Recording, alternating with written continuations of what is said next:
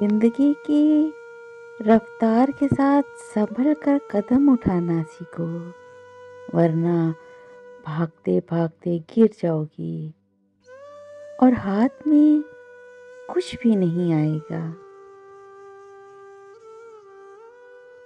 اللہ کے سامنے ذاتی رائے کی کوئی بھی اہمیت نہیں۔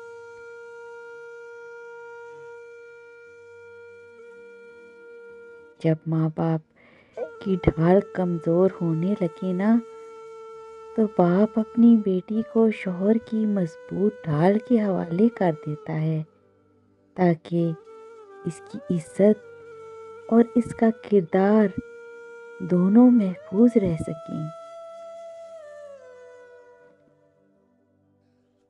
لڑکیوں کے بہت سے مسائل ان کے خود پیدا کردہ ہوتے ہیں۔